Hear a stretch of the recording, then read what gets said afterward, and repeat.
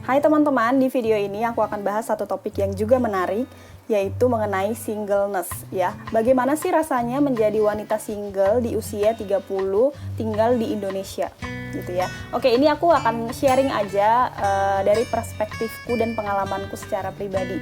Sebagai seorang wanita single, usianya 30 tahun, bentar lagi aku 31 bahkan, terus belum menikah, tinggal di Indonesia dan orang Batak. Ini perpaduan yang aduhai sih sebenarnya ya. Jadi apa aja yang dialami? Yang pertama udah pasti terus-menerus ditanya kapan nikah. Oke, kapan nikah, kapan nikah, kapan nikah. Nah biasanya sih yang nanya seperti ini adalah orang-orang yang tidak terlalu dekat dengan kita.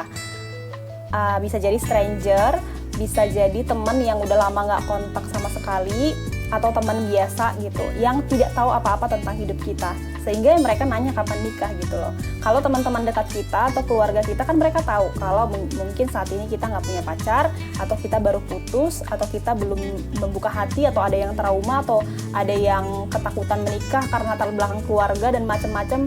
Banyak sekali kan aspek yang membuat seseorang masih single sampai di usia tertentu. Mereka nggak tahu, tapi orang-orang terdekat kita tahu. Sehingga apa? Tidak usah sakit hati kalau misalnya ada yang menanyakan seperti itu, karena memang ya normal aja kan, kita di usia 30 belum menikah dan ada yang nanya gitu. Nah, tapi yang sering terjadi kan kita mendapatkan nasihat berikutnya gitu yang tidak menyenangkan. Nah, ini yang kedua, sering sekali kita dianggap tidak sayang orang tua. Karena apa? Orang tuamu tuh loh udah tua, jangan pikirin diri sendiri. Kita dinasehati untuk sayangi orang tua, memuliakan orang tua gitu dengan menikah gitu ya. Artinya kita dianggap sangat kasihan, dan keluarga kita, orang tua kita sangat kasihan karena punya anak yang belum menikah di usia 30 ataupun mungkin 25 ke atas gitu ya. Nah, ini yang sering sekali secara pribadi mengganggu kita. Nah, bagaimana menanggapinya? Ya abaikan saja gitu loh, karena mereka nggak tahu apa-apa dengan yang terjadi di kita juga dengan keluarga kita gitu. Nah, tapi memang perlu sekali untuk kita sendiri tahu ya apa yang orang tua dan keluarga kita harapkan. Kalau aku secara pribadi, orang tuaku tentu pengen aku menikah gitu ya. Tapi kalau aku ngobrol dengan orang tuaku, bapak mama, terutama mama gitu ya, ya kami sepaham gitu loh, lebih baik tidak menikah daripada menikah dengan orang yang tidak tepat, yang hanya menambah masalah, yang hanya menambah kesedihan, dan yang hanya membuat susah bahagia gitu. Untuk apa gitu. Jadi mending single tapi happy daripada menikah tapi nggak bisa happy. Nah, itu aku sepakat dengan mamaku. Nah, karena aku tahu apa yang mereka pikirkan, aku jadi lebih tenang untuk menjalani hidupku ya. Akhirnya aku tahu, oh kami seprinsip gitu, sehingga nanti kalau misalnya pun akhirnya mulai pacaran lagi, aku lebih tenang, tidak diburu-buru untuk menikah kalau belum siap gitu. Oke, yang selanjutnya yang kualami adalah semua prestasi yang didapatkan kali 0. Karena apa? Dianggap, buat apa sekolah tinggi-tinggi belum nikah gitu. Wow, itu kayak kita tuh udah capek-capek loh dengan semua hal yang kita inginkan dalam hidup, kita kejar gitu ya. Kita ingin menjadi berkat bagi banyak orang, kita ingin mengejar impian kita, tapi orang menganggap itu nothing karena kamu belum menikah. Jadi status belum menikah ini dianggap sangat-sangat menyedihkan dan dianggap gak laku gitu loh. Aku nggak tahu sih pemikiran itu dari mana, tapi ya is okay gitu. Mungkin sebagian orang ya memang berpikir seperti itu dan berprinsip seperti itu, maka menikah adalah kebahagiaannya, is okay gitu, nggak masalah juga sih gitu ya. Tetapi sangat-sangat tidak elok kalau misalnya kita jadi menjudge semua orang sama gitu. Ada orang yang ingin berkarir dulu dan it's okay, itu pilihan hidupnya dan dia yang menjalaninya, dia yang mengusahakan hidupnya gitu. Jadi sebenarnya sangat-sangat tidak adil kalau kita terus mencampuri urusan, apalagi itu hanya stranger yang hanya sekali ketemu di pesta mungkin lalu kita nasehatin dia gitu ya. Jadi semua prestasi yang dikali 0 itu biasa tidak dipandang. Karena apa? Karena yang dilihat adalah, oh kamu belum menikah gitu ya. Oke, selanjutnya adalah dikasihani. Ini ngakak sih. Jadi aku pernah ngalamin seorang teman itu curhat panjang lebar tentang suaminya, istilahnya tentang keluarganya yang menyedihkan lah menurut dia. Nah, tapi setelah itu dia bilang gini, tapi aku masih lebih bersyukur lah daripada kamu ya, sabar lah ya gitu, kamu belum menikah.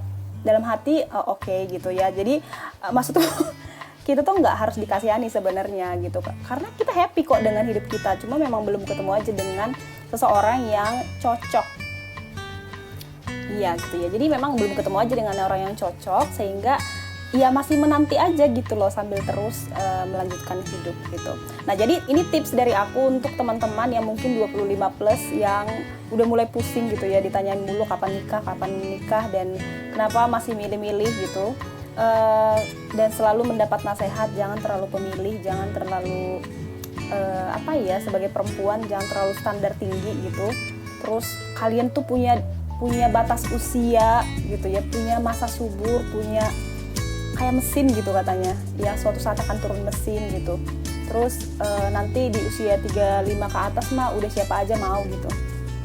Sedih sih melihat orang-orang yang mengatakan seperti itu dengan tega. Aku pikir dengan masa-masa modern sekarang ya, dengan internet yang begitu hebohnya sekarang, semua orang bisa berinternet teman-teman, tapi belum semua bisa mempergunakannya dengan baik, sehingga perkataan-perkataan menyakitkan itu tuh masih banget sering terjadi gitu ya. Upload media sosial, kita tadinya happy gitu kan, sharing ilmu, sharing pengetahuan, yang di komen tuh kenapa belum nikah gitu, itu nggak nyambung sama sekali ya. Tapi itu sering terjadi dan aku tahu teman-temanku juga banyak yang ngalamin. So jangan sedih gitu ya, karena memang kita perlu untuk memperlihatkan bahwa ya kita baik-baik aja kok gitu loh. Kalau kita makin sembunyi, makin gak berani kelihatan, makin lari dari keadaan, makin meratapi nasib, terus mempertanyakan Tuhan kenapa belum dikasih jodoh gitu, lama-lama hidup kita gak akan kita isi dengan hal-hal yang berguna. Terus mengasihani diri, terus mempertanyakan diri, terus merasa diri kurang cantik, terus merasa tidak produktif, dan lain sebagainya. Sayang sekali teman-teman. Nah, jadi harus seperti apa nih kita kalau misalnya ada orang yang terus nanya kapan nikah? Ya kalau ditanya kapan nikah, jawab aja belum ada calonnya, atau belum tahu, atau bercanda aja, kenalin lah gitu, atau misalnya jangan cuma nanya lah mana nih calonnya dan segala macam. Jadi santai aja gitu ya. Terus yang selanjutnya adalah jangan memaksakan diri untuk segera punya pacar atau segera punya suami, karena itu mempertaruhkan hidup teman-teman. Ya bukan berarti aku bilang jadi ketakutan juga untuk menikah gitu ya. Ya kalau memang ada yang cocok ya nikah aja gitu. Tapi kalau enggak, jangan maksain diri. Apa yang harus dilakukan kalau misalnya sedang masa-masa single, enjoy gitu ya, dan isi waktu dengan baik gitu. Banyak hal yang bisa kita lakukan sembari menunggu kita bisa kenal dengan seseorang yang memang sevisi dengan kita dan cocok dengan kita, dan memang sama-sama komitmen untuk membangun keluarga gitu. Ya banyak lah, kita bisa belajar, kita bisa melakukan sesuatu untuk orang lain, kita bisa belajar masak mungkin supaya nanti kalau udah nikah bisa masak dengan enak gitu ya, atau belajar untuk jahit mungkin, atau belajar banyak baca buku, banyak bersosial gitu ya, banyak pelayanan gitu. Banyak hal yang bisa dilakukan untuk mengisi waktu kita. Dan yang terutama jangan sampai lupa untuk terus-menerus doakan gitu. Jujur sampai sekarang tuh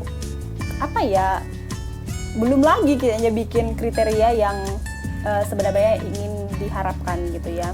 Dan itu benar-benar menurutku perlu sih bikin kriteria yang masuk akal ya. Tolong jangan ketinggian juga, nanti nggak ada cowok yang bisa memenuhi kriteria kamu.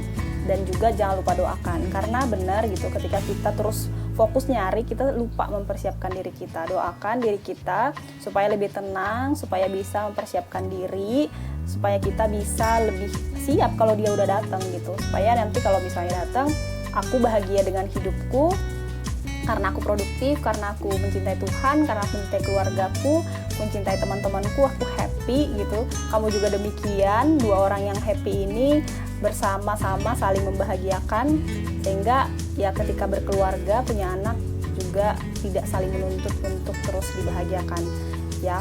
Itu sangat ideal sih teman-teman, tapi pada prakteknya mungkin tidak akan seideal itu. Tapi santai lah gitu loh, maksudnya kita tuh masih muda, jangan buru-buru merasa diri ini udah tua dan ketinggalan. Karena apa? Pernikahan bukan pertandingan. Jadi ya semua orang punya perjalanannya masing-masing, semua orang punya waktunya masing-masing, dan semua orang punya kebahagiaannya masing-masing. Kalau kamu terlalu membuat banyak syarat untuk merasa bahagia, kamu gak akan pernah tahu arti bahagia yang sebenarnya.